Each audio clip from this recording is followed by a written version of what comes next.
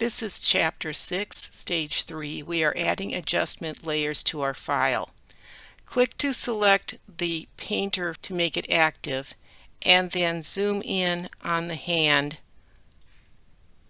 so that you can really see what we're working with. In the Layers panel, hold down your Control key and click the mask thumbnail for the painter's hand, which is going to select just the hand so that our adjustment layer only affects the hand. We're going to select the new fill or adjustment layer menu and select posterize. That's going to create a new layer that is an adjustment layer. You can turn that off. This is a non-destructive adjustment, so it doesn't change permanently the image that you're working on. And we've limited the adjustment to just the arm. In our Properties panel, change the number of levels for the posterization to 5 and hit Enter. If you still have the crawling ants thing around the hand, go up to Select and Deselect, and then we're going to add another adjustment layer here. Go back down and we're going to add this time black and white. Now we didn't limit ourselves here to just the hand, so it's turned everything to black and white. Notice that you have all these adjustments that you can do to different colors and stuff. So right now, like the red is set to 40. This is how we're changing the colors, but we could take the reds and go really dark, or we could take the reds and go really light. So I'm going to put this back to 40 so that I get a predictable result on this. Now we really don't want this to affect everything in the image, so what we're going to do next is I'm going to copy the layer thumbnail mask, and I'm going to hold down my Alt key, select it, and copy that. And what's going to ask is that do I want to replace that layer mask, and I'm going to say yes. The reason I am is because the adjustment layer applies a mask, and the mask is to the entire image, so we want to bring that selection back up. We're going to do the same kind of thing, only we're going to do this a different direction. We're going to open up our adjustment panel, and here I can select levels, and that puts another adjustment layer in there for me. In the Properties panel, I want to select the Input Highlight slider. Now the histogram is set up so that this side is the darks, this is the midtones, and this is the lights. And I'm going to click on that and select that and drag that to the left to lighten the image. I want this to be at approximately 175. You can see again that has applied and lightened everything, and we really only want to limit that again to the arm. So we're going to hold down the Alt key and click and drag that thumbnail of the mask up to copy it again to the levels adjustment layer. So now we have 4 adjustment layers that we have applied to the painter's arm. We're going to take and select that painter layer and shift click to select through levels, and we want to link those all together. If we right click on any one of those layers, we can select link layers. That way they are all kind of grouped together. This is now Chapter 6, Stage 4, Exporting Assets and Files. We've completed our artwork, we're satisfied with what we've done, and now we need to export these out in various formats so that they could be utilized. We're going to open the export pane of the Preferences dialog box. So go to Edit, Preferences, and select Export. In the dialog box, we are going to choose PNG if it's not already there, and make sure that the transparency option is selected. In the Quick Export location, choose Export Files to an Assets folder next to the current document. In the Export As location, select export assets to the last location specified. Click OK to accept your changes and return to the file. Use Export As to create different social media sizes. The canvas for this file was built to the largest required size, which was the size for an in-stream graphic on the X social media platform. Creating the final file for this case is going to be fairly simple. We're going to export the canvas in a file format that's appropriate for online use. There is listed on page 405 of your book the 3 different file formats as a refresher. We are going to go now to File, Export, and Export As. And in the pop-up, we're going to choose JPEG for the file setting and set the quality to 7. On the left side of the box, type for the suffix -X and then click Export. In the resulting dialog box, go find your WIP folder, Final Files, and Save. Go to File, Export As, Export As. We need 2 more versions of this completed file. We need for Facebook and we need for Instagram. On the right side of the Export As, review the options in the image size and canvas size. We can change either or both of the canvas size fields to be different than the actual image size, and in this case the image for Facebook is shorter than the X image. So we can use this dialog box to export the required file without altering the canvas. In the canvas size area, change the height field to 630 pixels.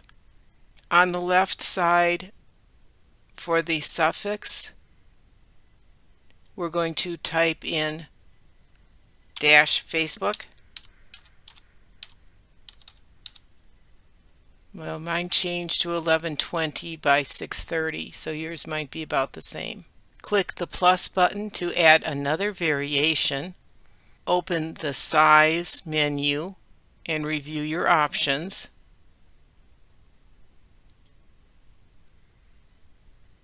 And we're looking at the scales. We're not limited to the ones that are given. The syntax of scaling is the percentage expressed as a decimal followed by a lowercase x. In the second size field, highlight that current value because the one we need is not listed, and type in 0.9x.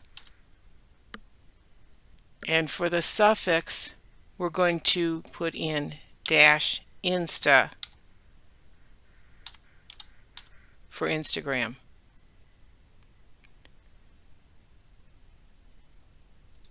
Then you can click the export button, and you should be putting this into the finals file folder and select folder. Looking in your final files folder, you should have all 3 of those versions there, and if you click on those or hover over those, you should be able to see that all 3 of these are a different size. We have the Facebook file that is 1120 by 630 at 614K. We have the Instagram file, which is 1008 by 567 at 528K, which is the smallest file, and the X file is the largest one at 687K, and it is 1200 by 675. Going back to the file, we're going to be doing some quick exporting, and what we're doing is exporting out assets, not the finished image. We want to select the registered by type, so let's go grab the move tool and pick up the registered by August 12th type, and we're going to shift click to select the starburst, and we want to create a group out of these, so we can go down and select to create a new group. It's a little file folder. Double click group 1 and change the name of it to Summer Register. Okay, for this, because of how we're exporting this out, you do need to put that dash in there because the internet does not like spaces. So file names that are linked to things that are going out on the internet really cannot have empty spaces in there. If you're working with files in Apple, they all need to have everything filled. You can't support spaces well in the file names in Apple. If you're working on a PC, you're going to be able to support spaces. So this is one of those quirky things that those of us that are working on PCs have to remember, that anything that's going out on the internet can't have a space left in it. So what we're going to do next is we're going to be exporting this out. Well, let me finalize that by hitting enter. We have the Summer Register layer group that we want to right click on and select to quick export as a PNG file. So let's go now to File, Open, and let's find that Summer Register PNG and open that up, and you can see that it has a transparent background on it, which is why we had the PNG file. When you use the quick export function, the resulting file adopts the resolution of the file that it was created in. So in this case, the status area in the bottom left corner of your workspace down here is showing that this is a 72 ppi image. We're going to close this file, and then we're going to create an asset library. Save your file. Most of you are going to be finished at this point in time. Those of you that are renting your own software rather than using the software that we are supplying you with, you are able to create an asset library. To do this, I would go to Window and show my libraries. And then I would select to create a new library, and then name the library. I could then take and drag that CAC logo layer into the library. It takes a little bit to load. I can then highlight the Summer Register folder, and in the Libraries panel I can click the Add Elements button, and I would select Graphic. In the Libraries panel, if I double click the Summer Register item, I can expand the layer group and see that both items are there. I can then go into Image, Image Size, and in the Image Size dialog box I'm going to turn on the Resample button. I'm going to change the resolution field to 300 pixels. And you can see that's getting really pixelated there. And I can choose from different drop downs in here. The book isn't talking about that at this point in time, but I can choose to preserve details and then select OK. It's made a much larger file. It also brings this up Summer Register PSD, which I can then save. Once it's done saving, if I control or right click on the Summer Register item, I can then choose Get Info, move my mouse over to add a description, select the Edit button. In the resulting field I can type in that it is a vector-based layers file 300 ppi and enter to accept that description. Near the top of the library I can hit the back button, and then I can see that my graphics are there. Back in the CAC Summer file I can select the rectangle 1 shape and add elements, and I can select fill color. Again, doing the same thing, I can also add the stroke color as well. In the Libraries panel I can export the CAC assets, select the folder that I want to put it in, my CAC files,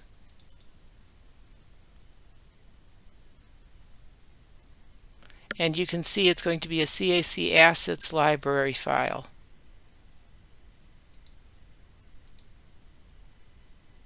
And that's it.